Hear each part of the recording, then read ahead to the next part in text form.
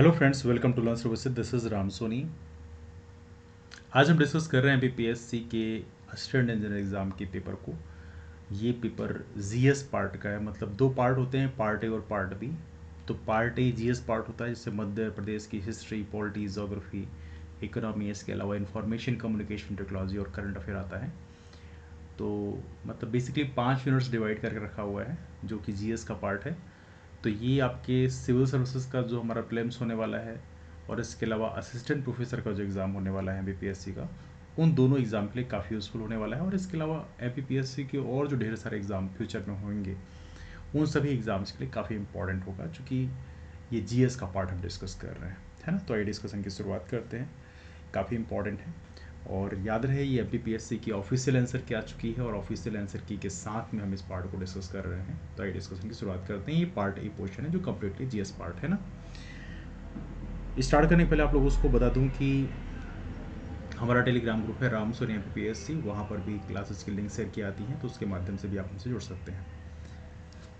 तो आइए डिस्कस करते हैं पहला क्वेश्चन। पहला क्वेश्चन है, मध्य प्रदेश में सिंचाई का प्रमुख संसाधन क्या है। देखिए, यहाँ दोनों मीडियम में पेपर उपलब्ध है, बट जहाँ पे ज़्यादा दिक्कत होगी हिंदी इंग्लिश में, वहाँ पे मैं इंग्लिश के टर्म्स इस्तेमाल कर लूँगा, है ना। तो सिंचाई का प्रमुख संसाधन क्या है, मतलब इरिगेशन की जो मेन फैसिलिटी वो क्या है। यहाँ पे ऑप्शन आपके सामने दिए हुए हैं, और इन ऑप्शंस में जो एमपीपीएससी ने सही ऑप्शन माना है वो है सी, मतलब कुआं और ट्यूबवेल।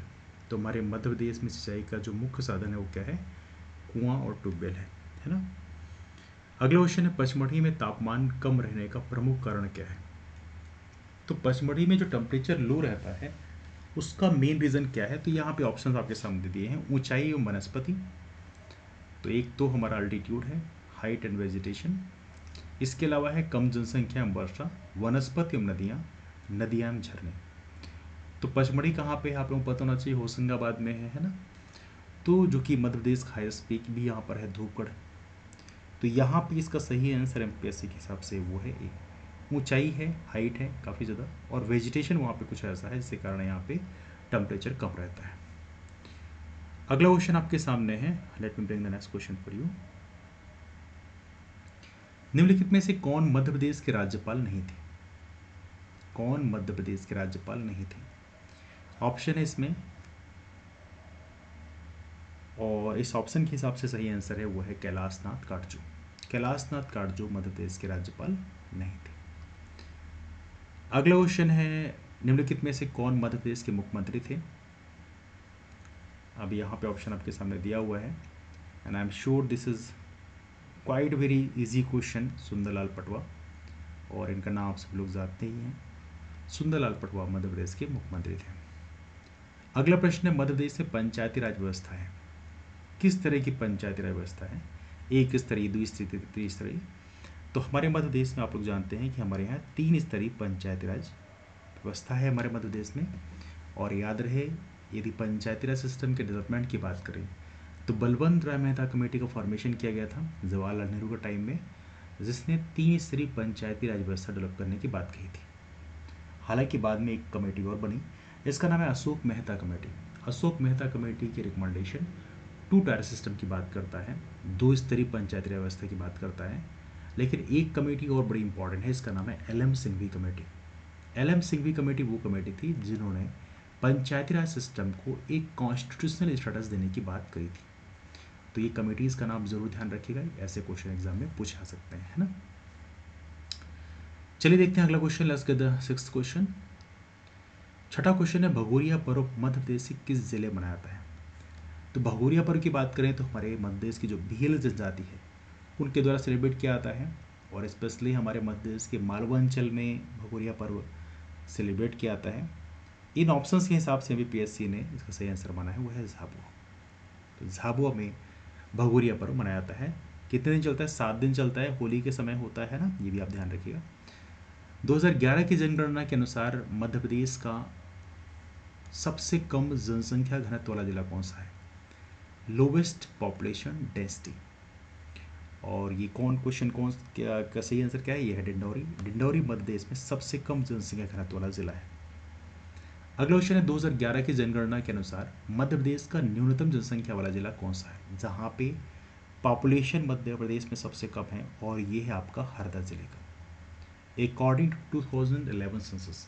देखिए हरदा क्यों इसे बोला जा रहा है, बिकॉज अब वैसे तो इसमें ऑप्शन निवाड़ी वगैरह दिए भी नहीं है, हालांकि अब तो बहुत सारे और नए ज़िले बन गए, जैसे मऊगंज से एक नया ज़िला बन गया है ना, तो अभी उनका ऑप्शन दिया नहीं है। 2011 के टाइम में निवाड़ी जिला था भी नहीं, तो उस हिसाब से बेसिकली यहाँ पे हरदा ही सही आंसर होगा। चलिए बाकी हालांकि ऑप्शन दिए नहीं तो उसको डिस्कस करने का मतलब नहीं बनता। Sant Shiromani Ravidas global skill park, Sant Shiromani Ravidas global skill park Madhya Pradesh में कहाँ पर स्थित है, और इसका सही आंसर है ए, भोपाल में स्थित है। इसको आप लोग याद रखें, that's a very very important question. आयुध निर्माणी खमरिया, आयुध निर्माणी खमरिया मध्य प्रदेश के किस जिले में स्थित है? इसको इंग्लिश में क्या बोलते हैं? Which district of Madhya Pradesh is ordnance factory Khamaria situated. Ordnance factory Khamaria बहुत इंपॉर्टेंट है, एंड आई एम श्योर कि आप लोगों ने ये नाम सुना ही होगा, ऑर्डिनेंस फैक्ट्री। और ये कहाँ पे है? ये है जौलपुर में। आयुध निर्माणी खमरिया बहुत ही महत्वपूर्ण क्वेश्चन है, खूब डिस्कस किया है वैसे इसको पहले भी मैंने क्लास में, तो आई एम श्योर आप लोगों को याद ही होगा, है ना। अगला क्वेश्चन है, मध्य प्रदेश सरकार द्वारा शुरू किया गया सौदा पत्रक मोबाइल ऐप, क्या नाम है? सौदा पत्रक मोबाइल ऐप किससे संबंधित है? इंग्लिश में भी इसको सौदा पत्रक मोबाइल ऐप भी कहा जाता है। तो यहाँ पूछा गया है किस चीज़ से संबंधित है। ऑप्शन आपके सामने दिए हैं और यहाँ पर इसका सही आंसर है वो है ए, कृषि क्षेत्र से संबंधित है, एग्रीकल्चर संबंधित है ना। ये क्वेश्चन काफ़ी इंपॉर्टेंट है, इसको फ्यूचर में भी याद रखना, बहुत ही महत्वपूर्ण है, पॉसिबिलिटी यहाँ से क्वेश्चन पूछा जाए। एक जिला एक उत्पाद, वन डिस्ट्रिक्ट वन प्रोडक्ट के तहत मध्य प्रदेश में इंदौर जिले का उत्पाद क्या है? इस समय एक जिला एक उत्पाद काफ़ी फेमस भी है। मध्य प्रदेश के जनसंपर्क विभाग का जो फेसबुक पेज है वहाँ पे आप देखेंगे कि हमेशा अपडेट किया जाता है उसके बारे में, तो वहाँ पे आप इसको फेस भी देख भी सकते हैं। और ये है आपका आलू, इंदौर जिले का जो उत्पाद है वो है आलू का। अगला क्वेश्चन है, निम्नलिखित में से कौन वर्ष 2023 में भारतीय गणतंत्र दिवस के अवसर पर मुख्य अतिथि के रूप में सम्मिलित हुए? बहुत ही इंपॉर्टेंट क्वेश्चन है, फ्यूचर में पूछा जा सकता है ये क्वेश्चन, इस बिकॉज इससे क्वेश्चन आमतौर पे पूछे जाते रहे हैं। और इसका सही आंसर है अब्दुल फतेह अल सीसी।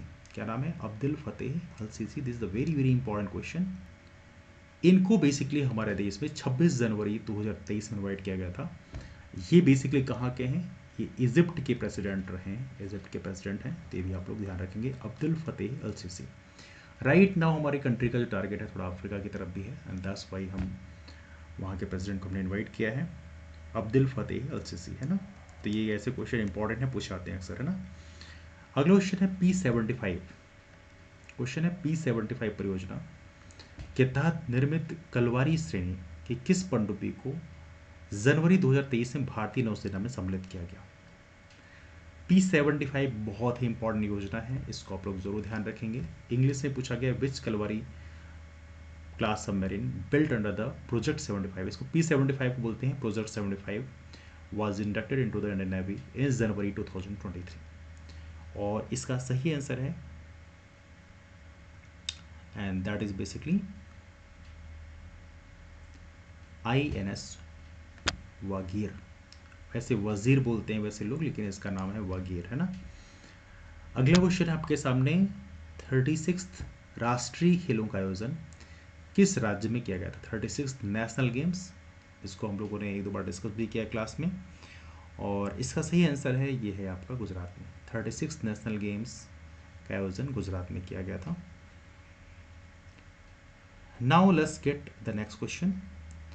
अगला क्वेश्चन आपके सामने, फरवरी 2023 में राष्ट्रीय संस्कृत महोत्सव 2023 का आयोजन कहाँ किया गया? फरवरी 2023 में आयोजन किया गया है, और ये क्वेश्चन भी काफ़ी इंपॉर्टेंट है, इसका सही आंसर है मुंबई में। मुंबई में राष्ट्रीय संस्कृत महोत्सव 2023 का आयोजन किया गया है। देश का पहला जूलॉजिकल पार्क मध्य प्रदेश में कहाँ स्थापित किया जा रहा है? The first zoological park of Madhya Pradesh, और ये स्थापित किया जा रहा है लभेटा गांव में। कहाँ पर? लभेटा गांव में। कौन से जिले में बता सकते हैं आप लोग? और ये है जबलपुर में। और याद रखिएगा, that's very very important one, 35 crore की लागत से जूलॉजिकल पार्क की स्थापना यहाँ पर की जा रही है, तो ये भी काफ़ी इंपॉर्टेंट है, इसको भी आप लोग ध्यान रखेंगे। 17वां प्रवासी भारतीय दिवस कहाँ पर आयोजित किया गया था? 17th प्रवासी भारतीय दिवस, काफ़ी महत्वपूर्ण है, याद रखिएगा। भारत में गांधी जी सबसे बड़े प्रवासी भारत में आए थे 21 साल साउथ अफ्रीका में रहने के बाद में, और उनकी याद में प्रवासी भारतीय दिवस भारत में मनाया जाता है। इसके थ्रू हम लोग जो इंडियन ओरिजिन के सिटीजन्स हैं अब्रॉड में, उनको बेसिकली हम इन्वाइट करते हैं, जिससे भारत वैश्विक स्तर पे, ग्लोबल स्तर पे हम लोगों से, इंडियन ओरिजिन के लोगों से अपने संबंध स्थापित कर सकें। तो ये काफ़ी महत्वपूर्ण है इस क्षेत्र में। तो 17वां प्रवासी भारतीय दिवस कहाँ पर आयोजित किया गया था, ये बेसिकली क्वेश्चन है आपके सामने, और इसका सही आंसर है इंदौर में। इंदौर में अपने मध्य प्रदेश में ही 17वां प्रवासी भारतीय दिवस आयोजित किया गया था। अगला क्वेश्चन है, निम्नलिखित में से कौन सा मध्य प्रदेश का यूनेस्को विश्व विरासत स्थल नहीं है? अब यहाँ पे ऑप्शन दिए हैं। ये क्वेश्चन हालांकि हमने क्लास में बहुत बार डिस्कस किया है, तो आई एम श्योर ये क्वेश्चन से रिप्लाई करने में आपको दिक्कत नहीं होगी, लेकिन फिर भी डिस्कस करते हैं। खजुराहो स्मारकों का समूह। खजुराहो को हमारे मध्य प्रदेश में 1986 में 1986 में इसको वर्ल्ड हेरिटेज साइट डिक्लेयर किया गया था। भीमबेटका को हम लोगों ने सन 2003 में वर्ल्ड हेरिटेज साइट डिक्लेयर किया है, और सांची के बौद्ध स्मारक को 1989 में वर्ल्ड हेरिटेज साइट डिक्लेयर किया है। विस्ता की जो उदयगिरी गुफाएं हैं, इनका वर्ल्ड हेरिटेज साइट से कोई मतलब नहीं है। तो बेसिकली यही आंसर है जो कि यूनेस्को का वर्ल्ड हेरिटेज साइट में नहीं है। बाकी तीनों के तीनों जो हैं वर्ल्ड हेरिटेज साइट में आते हैं, है ना। अगला क्वेश्चन है, निम्नलिखित में से किस खेल को मध्य प्रदेश के राज्य खेल के रूप में घोषित किया गया है? और राज्य खेल कौन सा है? मलखंभ है।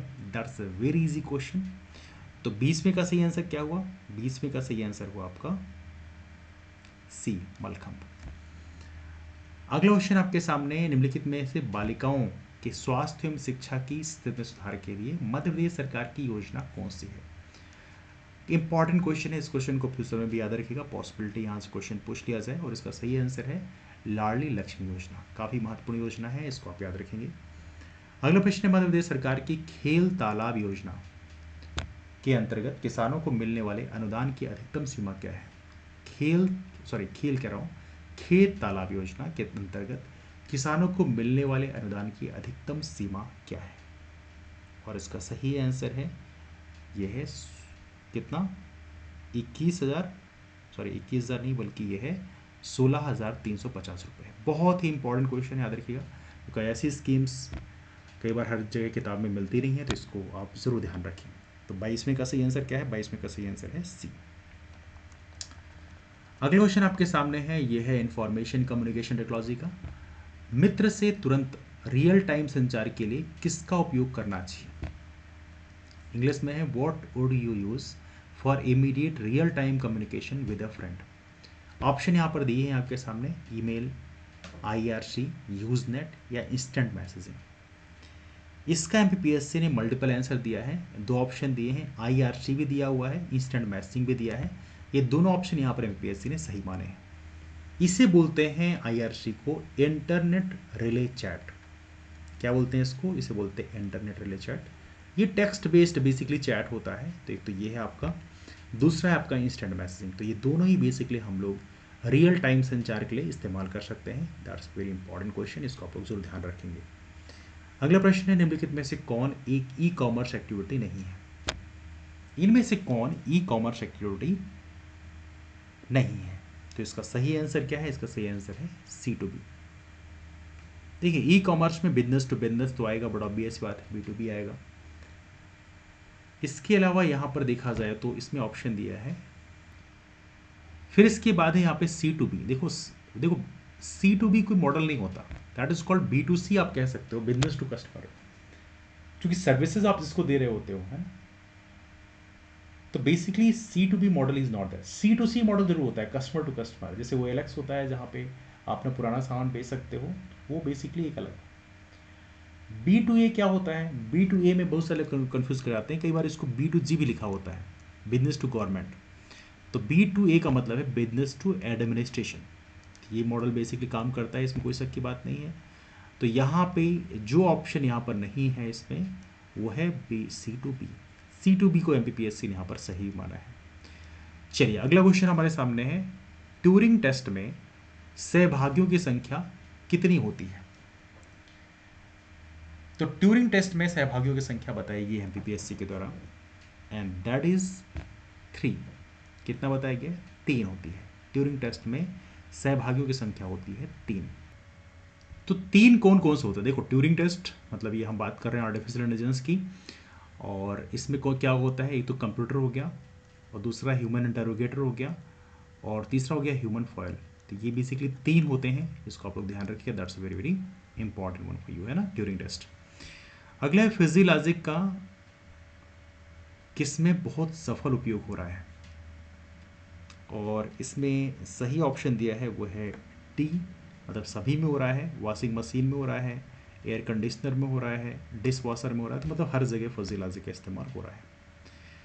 अगला क्वेश्चन निम्नलिखित में से किस प्रतीक एवं नियम का उपयोग, किस प्रतीक एवं नियम का उपयोग एफओपीएल में होता है? तो इसका सही आंसर है वो है उपरोक्त में से कोई नहीं, मतलब किसी बेसिकली इसका इस्तेमाल नहीं होता है। तो 27 का डी ऑप्शन यहाँ पे सही माना गया है, ठीक है। तो D option is right over there. Now FOPL क्या होता है, जरा इसके बारे में देख लेते हैं। इसे बोलते हैं फर्स्ट ऑर्डर प्रेडिकेट लॉजिक। तो इसे पूछा गया निम्नलिखित में से किस प्रतीक एवं नियम का उपयोग एफओपीएल में होता है? तो इसमें से कोई भी नहीं है, ठीक है। चलिए अगला क्वेश्चन देखते हैं। निम्नलिखित विकल्पों में से संचार में उपयोगी गाइडेड मीडिया का उदाहरण कौन सा है? संचार में उपयोगी गाइडेड मीडिया का उदाहरण। क्वेश्चन है which of the following is an example of guided media in communication? 3 option के हिसाब से इसका सही आंसर है वो है D, fibre optical cable. Fibre optical cable की यदि हम बात करें तो इसमें संचार में उपयोगी गाइड मीडिया का एक एग्जाम्पल है। That's very important question. Bharat सरकार के द्वारा NMEICT परियोजना किस विभाग के लिए प्रारंभ किया गया है? NMEICT योजना काफ़ी महत्वपूर्ण योजना है। इसका फुल फॉर्म क्या है? National mission on education through information communication technology, NMEICT। तो इसका सही आंसर क्या होगा? तो इसका फुल फॉर्म यदि आप जान जाओ तो बताना बहुत आसान है। शिक्षा विभाग, हमारा शिक्षा विभाग के द्वारा बेसिकली स्टार्ट किया गया है। That's important question.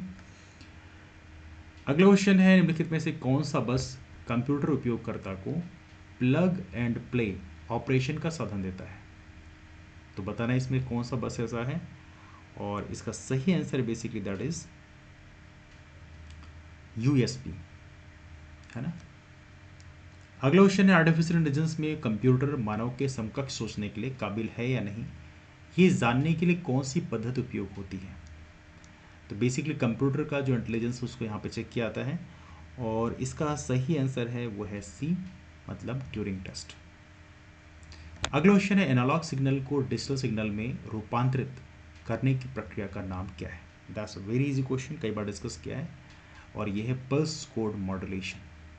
Pulse code modulation, analogue signal को डिजिटल सिग्नल में रूपांतरित करने की प्रक्रिया का नाम क्या है? Pulse code modulation. अगला क्वेश्चन है, let me bring the next question to you, 33rd question. निम्नलिखित में से किस अभिलेख में तंतु वायु श्रेणी का विवरण मिलता है?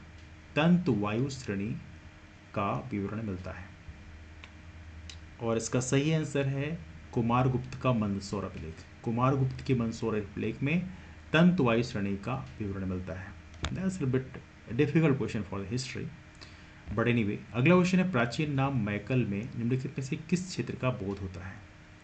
किस क्षेत्र का बोध होता है? तो मैकल से कौन से क्षेत्र का बोध होगा? सिंपल सी बात है, उस लोकेशन में जो है उसी का होगा, और ये है अमरकंटक। अमरकंटक का बोध होता है, जो कि याद रहिए मैकाल श्रेणी में ही अमरकंटक स्थित है, और मैकाल श्रेणी से ही बेसिकली, मतलब अमरकंटक से बेसिकली 3 नदियों का उद्गम होता है। कौन कौन सी हैं? एक तो ऊपर सोन नदी निकल गई, फिर आपकी नर्मदा नदी निकल गई, और एक जोहिला नदी है जो यहाँ से निकलती है और बाद में शहडोल में ही जाकर सोन से मिल जाती है। सोन कहाँ मिलती है गंगा से? सोन मिलती है गंगा से जाके दानापुर में, जो कि पटना के पास में है। और नर्मदा तो चलो ठीक है, ये कहाँ गिर जाती है? ये गिर जाती है आपकी अरब सागर में, ठीक है। चलिए अगला क्वेश्चन लेते हैं, ब्रिंग द नेक्स्ट क्वेश्चन। किस चंदेल शासक ने प्रयाग के संगम में जल समाधि ली थी?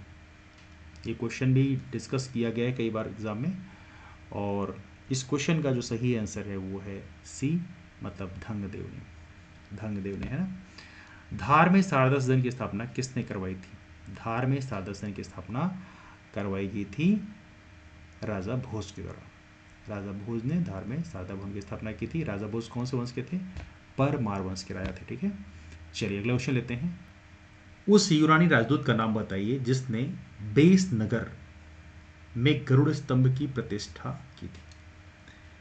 बहुत ही फेमस क्वेश्चन है। उस समय बेसिकली देखा है तो सुंग वंश का साम्राज्य हुआ करता था, और आप चाहे तो कमेंट करके बता सकते हैं कि सुंग साम्राज्य के कौन से राजा के टाइम में ये राजदूत आए और उन्होंने बेस नगर में गरुड़ स्तंभ की स्थापना की, मतलब विदिशा की बात कर रहे हैं हम लोग। और इस क्वेश्चन का सही आंसर है हेलियोडोरस। आपको याद होगा उसका नाम है हेलियोडोरस का गरुड़ स्तंभ, है ना, कहाँ पे, विदिशा में। अगला क्वेश्चन आपके सामने, विद्ध साल भंजिका, विद्ध साल भंजिका के लेखक कौन थे? और इसका सही आंसर है राजशेखर। विद्ध साल भंजिका के लेखक थे राजशेखर, विद्ध साल भंजिका। अगला क्वेश्चन आपके सामने है, राम रसायन के लेखक कौन है? थोड़ा सा ये जो ऑथर्स हैं यहाँ से क्वेश्चन की तरफ पूछे जाते हैं, थोड़ा डिफिकल्ट क्वेश्चन की तरफ जाते हैं, और इसका सही आंसर है पद्माकर। पद्माकर हैं राम रसायन के लेखक। अगला क्वेश्चन आपके सामने है, बघेली को उत्तर प्रदेश से किस बोली के निकट माना जाता है? बघेली जो हमारे बुंदेलखंड क्षेत्र में बोली जाती है, मतलब जो रीवा जोन है, रीवा के क्षेत्र में या उसके आसपास के रीजन में बोली जाती है। तो इसका बेसिकली सही आंसर है वो है अवधी। अवधी के निकट मानी जाती है, बोलने का पैटर्न लगभग मैच करता है।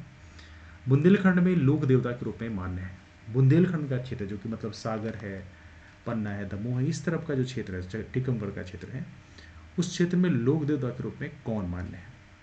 तो यहाँ पे इसका सही आंसर क्या है? Right answer for this question is Lala Hardaul. Lala Hardaul की मनौती भी आप लोगों को पता होगा, that's also quite important one. चलिए अगला क्वेश्चन लेते हैं, 42nd क्वेश्चन लेते हैं। खजुराहो मंदिर समूह के निर्माता कौन थे? कौन थे? सिंपल सी बात है, खजुराहो मंदिर को याद रखिएगा, वर्ल्ड हेरिटेज साइट भी डिक्लेयर किया गया है 1986 में। कहाँ पर है खजुराहो? ये है आपके छतरपुर में। नाउ इसकी यदि हम बात करें तो ये कौन थे? ये चंदेल शासक थे। बड़ा ऑब्वियस सी बात है, that's very easy question for you. अगला क्वेश्चन आपके सामने है, निम्नलिखित में से मध्य प्रदेश के किस क्षेत्र में सघनतम वन पाए जाते हैं? मध्य प्रदेश के किस क्षेत्र में सघनतम मतलब काफ़ी डेंस फॉरेस्ट यहाँ पाए जाते हैं? और इसका सही आंसर है वो है सी, सतपुड़ा मैकाल श्रेणी में। तो यहाँ पे जो ऑप्शन दिए उसमें सतपुड़ा मैकाल श्रेणी में सबसे ज़्यादा सघन वन पाए जाते हैं। मतलब यदि हमारे मध्य प्रदेश की बात की जाए, if you look over here, तो ये है आपका मैकाल रेंज। तो सतपुड़ा तो ये पूरा चलो हो गया, मैकाल रेंज। तो ये जो क्षेत्र है यहाँ पर बहुत सघन वन पाए जाते हैं, और इसके कारण बेसिकली आप देखोगे कि यहाँ पे बालाघाट, इसके थोड़ा नीचे बालाघाट में आप जाओगे तो यहाँ पे फॉरेस्ट कवर भी सबसे अधिक है मध्य प्रदेश में, और इस रीजन में यहाँ पर देखा है तो काफ़ी इसके कारण काफ़ी ज़्यादा प्लांटेशन भी होता है। That's very important one for you, है ना। इसका सही आंसर है सतपुड़ा मैकाल श्रेणी। काफ़ी इंपॉर्टेंट क्वेश्चन याद रखिएगा। 44th क्वेश्चन, निम्नलिखित में से कौन से कथन मालवा के पठार की सही अवस्थिति दर्शाते हैं? मालवा के पठार की बात कर रहे हैं, और इसका सही आंसर है ए, मतलब इसमें A and D is right one. तो एक है, यह मध्य अधित्यका के पश्चिम भाग में स्थित है, और दूसरा है यह नर्मदा नदी के उत्तर में स्थित है। तो मालवा के पठार के बारे में यदि हम बात करें, मध्य प्रदेश का लोकेशन यदि आप देखोगे तो मध्य प्रदेश का लोकेशन कहाँ पर है? ये है मालवा का रीजन, ये है। तो इस क्वेश्चन की यदि हम बात करें तो क्वेश्चन पूछा गया है, which of the following statement represent the correct location of Malwa प्लेटू? तो पहला, it lies on the western part of central highland. तो बिल्कुल सी बात है, सेंट्रल हाईलैंड के वेस्टर्न पार्ट में है, तो ये क्षेत्र मालवा के पठार को दिखाएगा।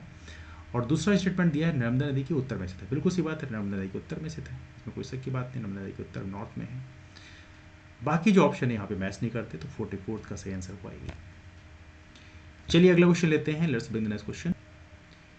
निम्नलिखित कथनों में से कौन सा कथन मध्य प्रदेश की जलवायु के संदर्भ में असत्य है? अब यहाँ पे स्टेटमेंट आपके सामने दिए हैं, जरा पढ़ते हैं इसको, उसके बाद पता चलेगा। पहला स्टेटमेंट है, सर्दियों में औसत न्यूनतम तापमान 10 डिग्री सेंटीग्रेड, औसतन अधिकतम तापमान 25 डिग्री सेंटीग्रेड होता है। तो ये तो बेसिकली डेटा का इन्फॉर्मेशन है, that's quite normal right information. 10 degree centigrade औसतन न्यूनतम तापमान होता है, 25 डिग्री सेंटीग्रेड हायर होता है सर्दियों के टाइम में, दैट्स फाइन, सही है। अगला है, औसत वार्षिक वर्षा 200 mm से कम होती है। 200 mm से कम होती है, ये भी बेसिकली देखा जाता है प्रकार से, दैट्स बेसिकली राइट। बट इसमें थोड़ा ज़रूर ट्रिक है, और देखा जाए तो औसतन वार्षिक वर्षा जो है वो मध्य देश में शो करता है 1160 mm। यहाँ पर वार्षिक वर्षा की बात हो रही है जी, तो औसतन वार्षिक वर्षा जो है 1160 mm होती है। मतलब ये स्टेटमेंट यहाँ पे गलत है, और यही बेसिकली यहाँ पर सही आंसर हो गया। अगला, दक्षिण पूर्वी क्षेत्र में सर्वाधिक वर्षा एवं उत्तर पश्चिमी में उत्तरोत्तर कम वर्षा होती है। बिल्कुल सही बात, दक्षिण पूर्वी क्षेत्र और उपयुक्त में कोई नहीं, जिसका मतलब ही नहीं है, तो बेसिकली स्टेटमेंट सही हुआ बी, जिसमें ये गलत है, 200 की जगह 1160 होना चाहिए।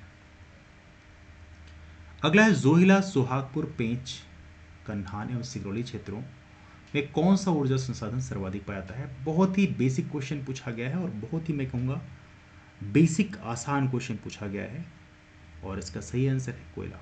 कोयले का उत्पादन यहाँ पे होता है, और सोहागपुर की माइन मध्य प्रदेश की सबसे बड़ी माइन है, जो कि आपके शहडोल में है ना। और मध्य प्रदेश में सबसे मोटी लेयर कोल की जो पाई जाती है वो कौन सी है, वो है कहाँ पाई जाती है, दैट इज इन सिंगरौली, और 136 मीटर कोल की लेयर पाई जाती है, तो ये भी आप लोग याद रखेंगे, है ना।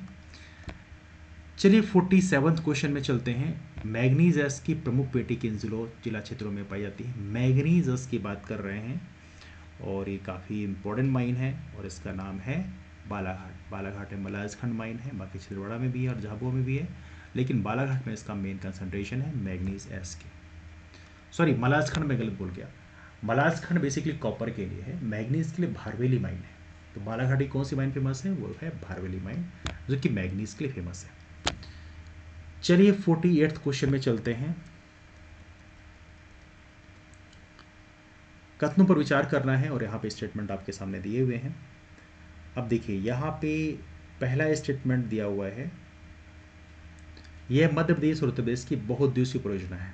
किसके बारे में लिखा हुआ है, ये बेसिकली यहाँ पर कुछ परियोजनाओं के नाम भी यहाँ पे लिखे हुए हैं, तो बेसिकली कौन से से मैच करेगा ये आपको बताना है बेसिकली। और ये है राजघाट, मध्य प्रदेश उत्तर प्रदेश की संयुक्त परियोजना, ये है राजघाट, है ना।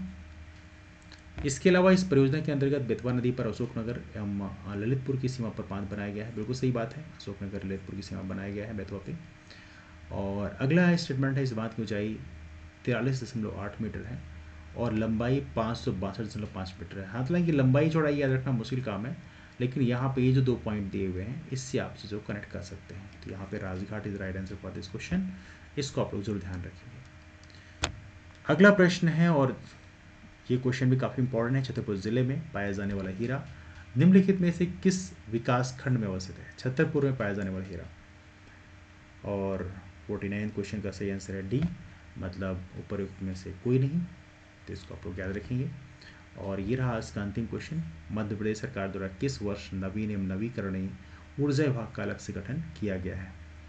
और इस क्वेश्चन का सही आंसर क्या है, इस क्वेश्चन का सही आंसर है सी, अप्रैल 2010 में। तो ये 50 क्वेश्चन हमारे मध्य प्रदेश PSC के असिस्टेंट इंजीनियर के। These are very important question, इसको आप लोग जरूर देखें। हो सकता है 2-4 बार देख लें प्रॉपर तरीके से, इससे आपको ये MPPSC सिविल सर्विस एग्जाम में काफ़ी हेल्प करेगा, और साथ में असिस्टेंट प्रोफेसर जो एग्जाम होने वाला है उसमें भी हेल्प करेगा। लेकिन MPPSC सिविल सर्विस प्रीलिम्स में इसका काफ़ी महत्वपूर्ण रोल होगा। आप जरूर इसको बार बार देखें, हो सके 2-4 बार आप प्रॉपर तरीके से वीडियो देख लेंगे तो आपको लब आइडिया मिल जाएगी कौन कौन सी एरिया से क्वेश्चन यूजुअली पूछे जाते हैं। तो चलिए डिस्कशन कहीं से वाइंड अप करते हैं, और इसका PDF मैं रामसोनी MPSC नाम के टेलीग्राम ग्रुप में शेयर कर दूंगा। तो मुलाकात करते हैं फिर, तब तक bye, take care, have a wonderful day, keep forward and take care.